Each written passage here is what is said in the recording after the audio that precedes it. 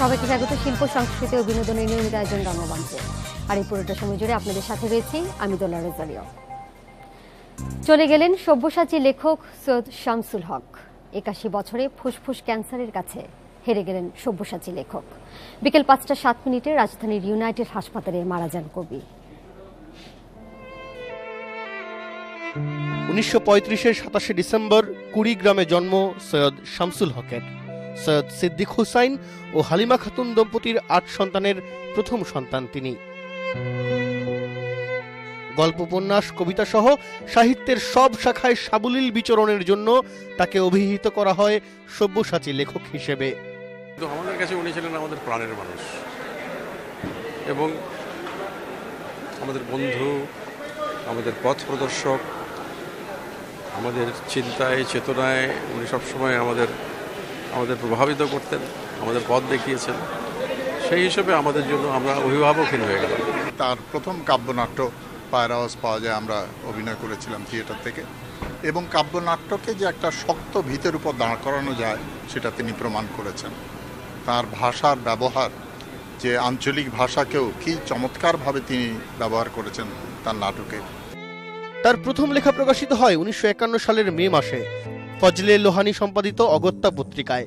সেখানে উদয়াস্ত নামে একটি গল্প লেখেন তিনি। আপনারা যেটা দিলেন সেটা আপনাদের স্বীকৃতি।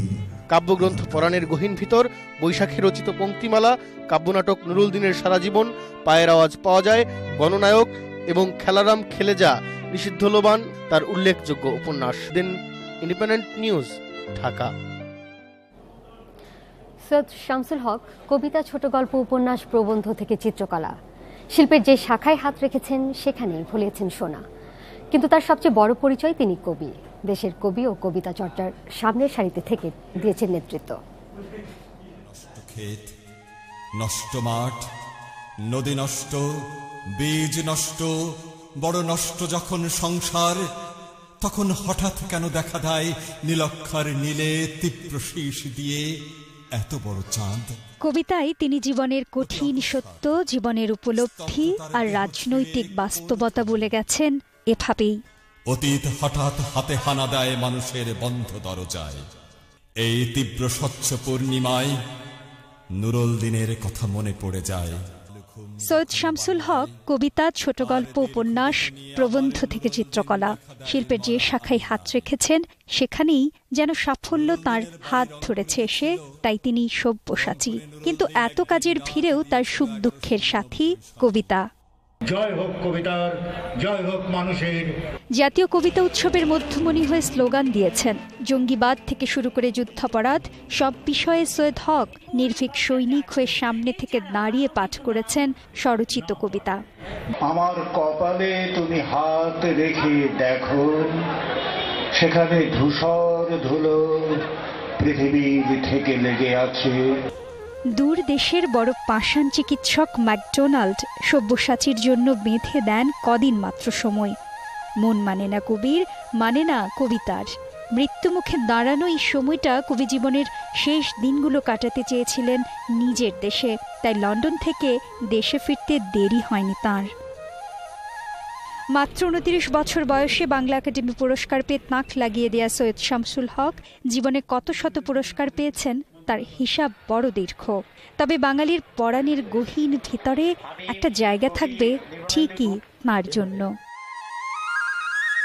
Tabina Shabnam, Independent News, Dhaka. সব্যসাচী লেখক সৈয়দ শামসুল হক প্রথম জীবনে জড়াতে চেয়েছিলেন চলচ্চিত্রের দুনিয়ায়। নিজের লেখার পাশাপাশি বাংলা চলচ্চিত্রের জন্য বেশ কিছু সিনেমার চিত্রনাট্য লিখেছেন তিনি। শুধু তাই নয়, মুখে মুখে ফেরা অনেকগুলো গানের রচয়িতা কবি সৈয়দ শামসুল হক। সৈয়দ শামসুল হক আইএসসিতে প্রথম পরীক্ষায় প্রথম হয়েই খামখেয়ালিপনায় পালিয়েছিলেন বাড়ি, গিয়েছিলেন কলকাতায়। ছিলেন সিনেমা প্রেমী, আকৃষ্ট হয়েছিলেন পরিচালনায়, তাই কলকাতা থেকে চলে যান বোম্বে। সেখানে ছিলেন ১ বছর। বোম্বে গিয়ে কাজ শুরু করার সুযোগ পান নির্মাতা, সংলাপ রচয়িতা কামাল আমরোহীর সাথে। কাজ তেমন কিছু না, পরিচালকের স্ক্রিপ্ট পেন্সিল এগিয়ে দেয়া। বিনিময়ে পেতেন যাতায়াত খরচ ও খাবার। তবে কিছুদিনের মধ্যেই রাজনীতি আর সাহিত্যের টানে দেশে ফেরেন। তবে লেখকের বাবার মৃত্যুর পর অর্থের জন্যই তিনি শুরু করেন চলচ্চিত্রের চিত্রনাট্য রচনা। ১৯৫৭ থেকে ১৯৭০ সাল পর্যন্ত সৈয়দ হক ৩০টির মতো চলচ্চিত্রের চিত্রনাট্য রচনা করেন। সৈয়দ হকের লেখা মাটির পাহাড়, তোমার আমার, রাজা এলো শহরে, শীত বিকেল, সুতরাং, কাগজের নৌকা চলচ্চিত্র হয় জনপ্রিয়। শুধু চলচ্চিত্রের চিত্রনাট্য নয়, সৈয়দ হক চলচ্চিত্রের জন্য লিখেছেন শ্রোতাপ্রিয় সব গান। এর মধ্যে এমন মজা হয় না, গায়ে সোনার গয়না, এই যে আকাশ, এই যে বাতাস, তুমি আসবে বলে, কাছে ডাকবে বলে, হায়রে মানুষ, রঙিন ফানুস, তোরা দেখ দেখ দেখরে চাহিয়া, চাঁদের সাথে আমি দেব না তোমার তুলনা, গানগুলো আজও শ্রোতাপ্রিয়। চাঁদের সাথে আমি দেব না তোমার তুলনা, নদীর সাথে আমি দেব না তোমার তুলনা। সব্যসাচী এই লেখকের সাহিত্য থেকেও নির্মিত হয়েছে চলচ্চিত্র। তার উপন্যাস নিষিদ্ধ লোবান অবলম্বন করে নাসিরুদ্দিন ইউসুফ নির্মাণ করেন চলচ্চিত্র গেরিলা।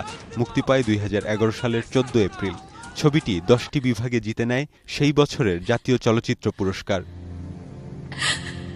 সবশেষ সৈয়দ শামসুল হক অভিনয় করেন সিনেমায়।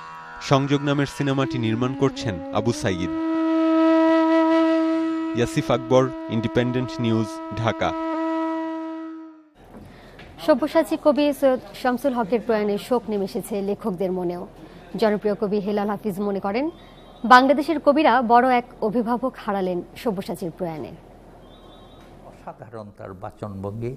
আমাদের যে কয়েকজন কবি একই সঙ্গে ভালো বাচিক শিল্পীও, তাদের মধ্যে অন্যতম শ্রেষ্ঠ তিনি নির্মোহ অতটা না যতটা মোহের প্রতি তার আকর্ষণ ছিল। এটাও তিনি এই মোহকেও নান্দনিক করে তুলেছেন, শৈল্পিক করে তুলেছেন। আমি খুব নির্মোহ জীবন যাপন করি, এই কথাটা বললেই এক ধরনের একটা সন্ন্যাস ভাব আমরা মনে মনে তৈরি করে নেই। তিনি নির্মোহ না হয়েও মোহকেও সন্ন্যাসের কাছাকাছি নিয়ে গেছেন।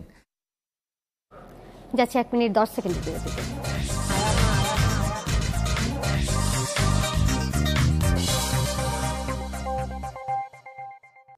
রঙ্গমঞ্চ সৌজন্যে royal tiger, radio partner radio ফুর্তি।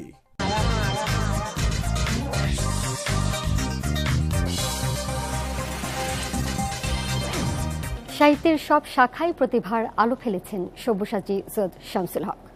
কবিতার পর তার অবদানে সবচেয়ে সমৃদ্ধ হয়েছে দেশের নাট্যাঙ্গন। সৈয়দ শামসুল হকের লেখা বেশ কয়েকটি নাটক মাইল ফলক হয়ে আছে দেশের মঞ্চ নাটকের ইতিহাসে। 81 বছরের জীবন পরিক্রমায় অবিরাম লিখেছেন সব্যসাচী লেখক সৈয়দ শামসুল হক। গল্প, প্রবন্ধ, উপন্যাস ও কবিতার পাশাপাশি সাহিত্য ভাবনাকে তিনি সঞ্চারিত করেছেন নাটকেও। সৈয়দ হকের লেখা প্রথম নাটক পায়ের আওয়াজ পাওয়া যায়। দেশের মঞ্চে প্রথম কাব্যনাটক এটি।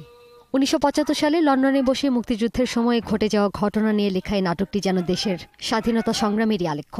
প্রথম লেখা নাটক দিয়েই অগণিত পাঠক ও দর্শক হৃদয় জয় করে নেন সব্যসাচী লেখক। প্রয়াত নাট্যজন আব্দুল্লাল মামুনের নির্দেশনায় নাটকটি মঞ্চে আনে থিয়েটার নাট্যদল। তার আরও এক কালজয়ী কাব্যনাটক নুরুল দিনের সারা জীবন। নাগরিক নাট্য সম্প্রদায়ের এই নাটক ব্যাপক প্রশংসিত হয় দেশে বিদেশের মঞ্চে। দর্শক মনে নাটকটির আবেদন আজও যেন একই রকম। সৈয়দ হকের নিরীক্ষামূলক কাব্যনাটক ঈর্ষা। উইলিয়াম শেক্সপিয়রের জুলিয়াস সিজারের প্রেরণায় তার লেখা আরেকটি কাব্যনাটক গণনায়ক। এই নাটক দুটিও উঠে এসেছে মঞ্চে। শুধু নাটক লেখাই নয়, ম্যাকবেথ, টেম্পেস্ট এবং ট্রয়লাস ও ক্রেসিডা শেক্সপিয়রের এই 3টি নাটকের অনুবাদও করেছেন সৈয়দ হক। পল্লীকবি জসিমউদ্দিনের কাব্য উপন্যাস বেদের মেয়ে অবলম্বনে সৈয়দ হকের লেখা নৃত্যনাট্য চম্পাবতী। উপন্যাসের জনপ্রিয় 3 চরিত্র নিয়েই পল্লীকবির কবিতার জগৎকে নৃত্যনাট্যে তুলে ধরেছেন সব্যসাচী লেখক।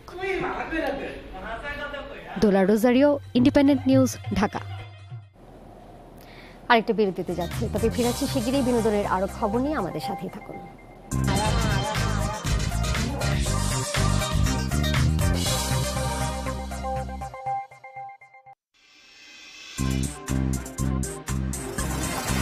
রঙ্গমঞ্চ বিরতির পর সবাইকে আবারও স্বাগত রঙ্গমঞ্চে। এবারে জানিয়ে দিচ্ছি কুইজ। প্রতিদিন রঙ্গমঞ্চ কুইজ প্রতিযোগিতা অংশ নিয়ে জিতে নিন স্টার সিনেপ্লেক্সের সৌজন্যে দুজনের ছবি দেখার সুযোগ। প্রতিদিন সর্বাধিক উত্তরদাতার মধ্যে থেকে একজনকে দেওয়া হবে 2টি টিকিট। আজকের প্রশ্ন, সব্যসাচী লেখক সৈয়দ শামসুল হকের কাব্যনাট্য কোনটি? এ পরাণের গহীন ভিতর, বি পায়ের আওয়াজ পাওয়া যায়। প্রতিযোগিতা অংশ নিতে চাইলে আপনার মোবাইলের মেসেজ অপশনে গিয়ে টাইপ করুন RMO স্পেস সঠিক উত্তর বা বি স্পেস আপনার নাম্বার পাঠিয়ে দিন 696 এর নম্বরে, যত খুশি ততবার। সব্যসাচী সৈয়দ শামসুল হকের শ্রেষ্ঠ রচনা বলা যায় তার কবিতার বই পরাণের গহীন ভিতরকে।